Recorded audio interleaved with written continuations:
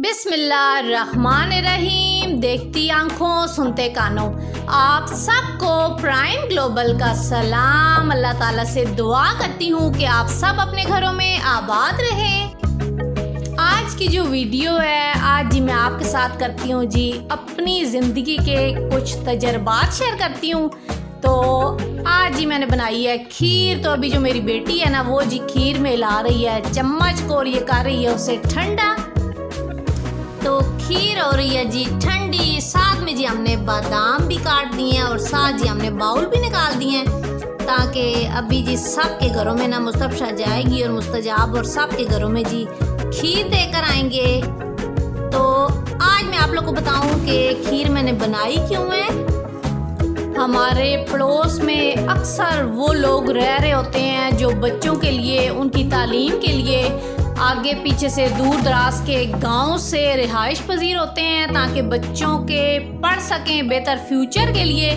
तो कभी कभी आप ऐसे ज़रूर किया करें, मैं तो ये करती हूँ। और ऐसे कि अगर तो जैसे 14 अगस्त है, शब महराज है, ईद मिलादुल नबी है, कोई भी मौके आते हैं ना जो, तो कुछ ना कुछ आप बनाकर अपने नेबर्स में उनको ज़रूर भिजवाया करें। जैसे बड़ी ईद होती है, ईद उल फितर आती है या ईद उल ज़ुहा आती है। अगर कुछ नहीं है, ऐसे मौके नहीं आ रहे, थोड़े कभी कभी लेट आते हैं, तो आप ये भी कर सकते हैं कि आपके बच्चों की अगर बर्थडे है या कोई ऐसा, मतलब आप कह लें कि बच्चों का रिज़ल्ट आया है, उस खुशी में आप कुछ ना कुछ बनाकर अपने नेबर्स में ज़रूर भिजवाया करें। तो इस तरह आपके नेबर्स को ये एहसास होता है कि अगर हम अपने गांव से दूर किसी जगह पर रह रहे हैं ना, तो यहाँ भी हमारा ख्याल रखने वाला, हमें कुछ भिजवाने वाला, बहुत सी चीज़ें ऐसी होती हैं ना जिनके साथ आपकी बड़ी यादें, बड़े लम्हे होते हैं ज़िंदगी के, जो उन लम्हों के साथ जुड़े होते हैं। तो इस तरह कुछ ना कुछ आप मौका ढूंढा करें और कुछ बना के अपने नेबर्स में ज़रूर भिजवाया करें, ताकि पराए देश में उन्हें ये एहसास ना हो कि यहाँ पे कोई नहीं है हमारा। जब आप कुछ भिजवाते हैं ना, तो उन्हें ये एहसास होता है कि यहाँ भी कोई है हमारा। बात चीज़ की नहीं होती, बात होती है एहसास की। अगर प्लेट आप भिजवा रहे हैं ना अपने किसी नेबर्स के घर, तो आप यकीन जाने वो इतने खुश होते हैं ना कि पराए देश में भी हमारा कोई एहसास करने वाला है।